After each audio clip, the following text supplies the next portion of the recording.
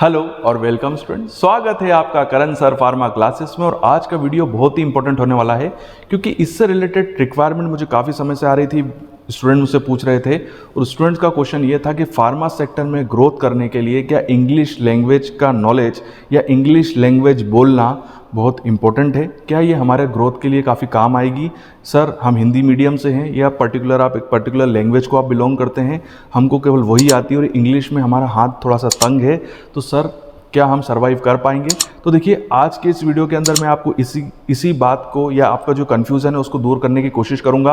अपना personal experience आपके साथ शेयर करूंगा और ये बताऊंगा कि फार्मा इंडस्ट्री में अगर आप ग्रोथ करना चाहते हैं तो वहाँ पर इंग्लिश लैंग्वेज आपके कितने काम आएगी और वहाँ कहाँ कहाँ काम आएगी और क्यों काम आएगी और क्यों आपको इंग्लिश लैंग्वेज के बारे में नॉलेज होना और साथ साथ बोलना अगर आपको आता है तो ये आपके लिए कितना हेल्पफुल हो सकता है।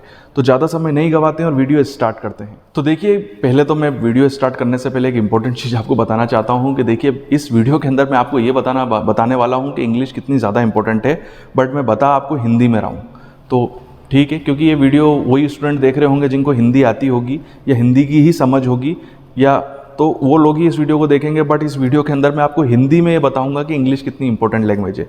बट चलिए स्टार्ट करते हैं। सबसे पहले मैं आपको बताना चाहता हूं कि मेरे ज़्यादातर वीडियो के अंदर, और ये चीज़ मैं भी मानता हूं और यह मानता था जब मैं फार्मा इंडस्ट्री में नहीं गया था, कि देखिए नॉलेज बहुत इंपॉर्टेंट होता है। लैंग्वेज केवल एक मीडियम होती है अपने नॉलेज को एक जगह से दूसरी जगह पे ट्रांसफ़र करने के लिए। मतलब एक आदमी से दूसरे आदमी को अगर मुझे अपना नॉलेज बताना है तो लैंग्वेज केवल एक मीडियम है, चाहे वो हिंदी में हो, तमिल में हो, तेलुगु में हो या इंग्लिश में हो। बट ऐसा नहीं है और उसका रीज़न ये है क्योंकि हम जिस कंट्री में वर्क करते हैं उसकी वजह से, और वो कंट्री है भारत। और भारत में अगर आपको सर्वाइव करना है, फार्मा इंडस्ट्री की ही बात कर रहा हूँ, तो आपको इंग्लिश का नॉलेज के साथ साथ आपको इंग्लिश बोलनी भी आनी चाहिए। वो क्यों आनी चाहिए वही मैं आपको बताऊँगा। देखिए रीज़न ये है क्योंकि यहाँ पर मैं केवल फार्मा सेक्टर की बात कर रहा हूँ। जी हाँ, फार्मा सेक्टर में अभी तक हम केवल इसका प्रोडक्शन तो करते हैं और वर्ल्ड में हम दूसरे नंबर पर हैं, जिसमें हम सबसे ज़्यादा ड्रग बनाते हैं, वर्ल्ड में दूसरे नंबर पर हैं। बट भारत के अंदर एक चीज़ है कि भारत के जो प्रोडक्ट होते हैं, जो फार्मा से रिलेटेड जितनी भी मेडिसिन होती हैं या जितनी भी फार्मा इंडस्ट्रीज़ भारत में ग्रो कर रही हैं, जितना भी उनका पैसा आता है वो कहाँ से आता है? यूएसए से आता है, यूरोप से आता है। और ये सभी कंट्रीज़ जो है वो इंग्लिश स्पीकिंग है। मतलब आपका जो मेन ग्राहक है वो कौन है? विदेशी हैं, इंग्लिश बोलने वाले हैं। तो आपको सारी की सारी डील जो करनी होगी वो इन्हीं लोगों से करनी होगी। साथ ही साथ फार्मा इंडस्ट्रीज़ के अंदर जितनी भी टेक्नोलॉजीज़ का यूज़ किया जाता है, चाहे वो क्यूसी लेबोरेटरीज़ के अंदर हो, चाहे वो प्रोडक्शन डिपार्टमेंट के अंदर हो, ये सारे इंस्ट्रूमेंटेशंस भी फॉरेन से ही मंगवाए जाते हैं। मतलब यूरोपियन कंट्रीज़ और अमेरिका से ही ये सारे इंस्ट्रूमेंट आते हैं।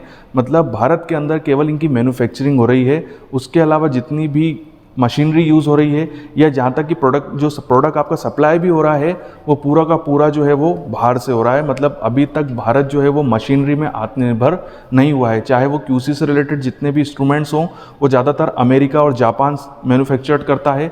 यहाँ तक कि कई केमिकल्स भी ऐसे हैं जो कि फ़ॉरेन से मंगवाए जाते हैं।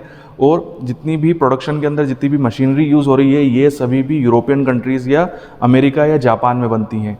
तो भारत अभी तक इसमें बिल्कुल भी आत्मनिर्भर नहीं हुआ है। मतलब भारत पूरा का पूरा फार्मा के अंदर भी फॉरेन कंट्रीज़ के ऊपर ही डिपेंड करता है, क्योंकि वहाँ से जो पैसा आता है, क्योंकि आप देखिए भारत के अंदर जो ड्रग्स बिकती हैं वो सस्ती होती हैं और उससे फार्मा इंडस्ट्रीज़ को ज़्यादा फ़ायदा नहीं होता है। मगर जब कोई भी फार्मा इंडस्ट्री यूरोप में और अमेरिका में अपनी ड्रग सेल करती है तो वहाँ पर जो पैसा आता है वो पाउंड्स में आता है, डॉलर्स में आता है, और वही उसी वजह से भारत की फार्मा इंडस्ट्रीज़ ग्रोथ करती हैं। उनके उसी से उनको पैसा ज़्यादा से ज़्यादा आता है और प्रॉफिट होता है। प्रॉफिट उनको बाहर से होता है। भारतीय कंट्री या हमारी एशिया की जो छोटी मोटी कंट्रीज़ हैं, आसपास की जो कंट्री है वहाँ पर, या अफ्रीकी कंट्री में अगर कोई कंपनी अपने प्रोडक्ट बेच रही है, अपनी दवाइयाँ बेच रही है, तो उससे उसको कोई ज़्यादा फ़ायदा नहीं होने वाला है।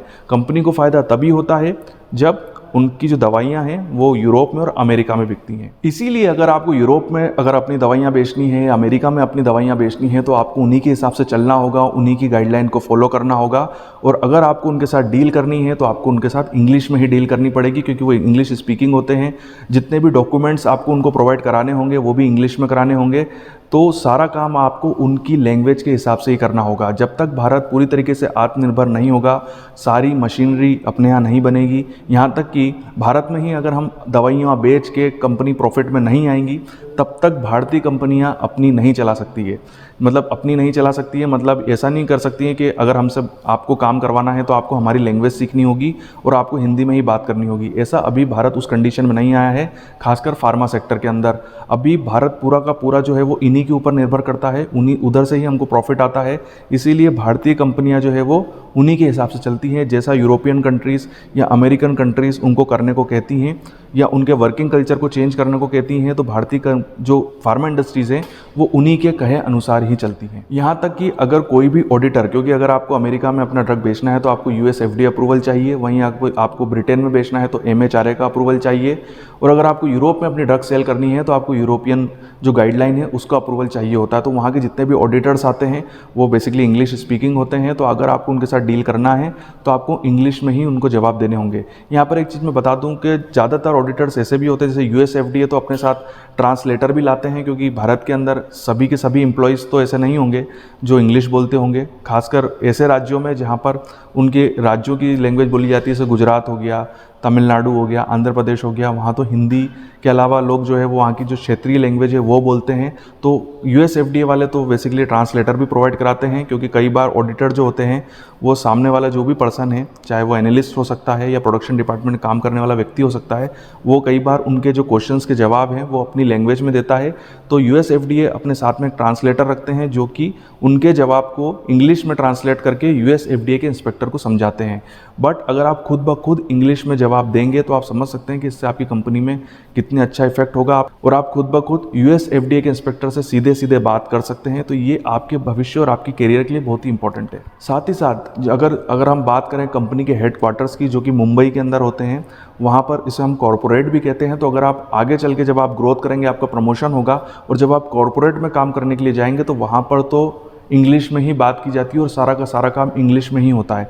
तो आप समझ सकते हैं कि अगर आप कॉर्पोरेट में काम करने की सोच रहे हैं और या आप चाहते हैं कि मैं कॉर्पोरेट तक पहुंचूं, तो आपकी इंग्लिश में काफ़ी अच्छी कमांड होनी चाहिए। साथ ही साथ फार्मा से रिलेटेड जो और भी सेक्टर है, जैसे मेडिकल कोडिंग हो गई या फार्मा मार्केटिंग भी देख लो, तो वहाँ पर भी कई बार आपको इंग्लिश की रिक्वायरमेंट पड़ेगी। खासकर मेडिकल कोडिंग में तो जितने भी मेडिकल कोडर जो होते हैं वो फॉरेन से ही कांटेक्ट में रहते हैं, वहीं के हॉस्पिटल्स के कांटेक्ट में रहते हैं या वहाँ की कंपनीज़ के कांटेक्ट में रहते हैं। तो वहाँ पर तो जितना पूरा का पूरा काम जो होता है वो इंग्लिश में ही होता है, वहाँ के जितने भी मेल होते हैं वो इंग्लिश में होते हैं, और जितने भी प्रिस्क्रिप्शंस होते हैं वो भी इंग्लिश में होते हैं, और उनके जवाब भी आपको इंग्लिश में ही देने पड़ते हैं।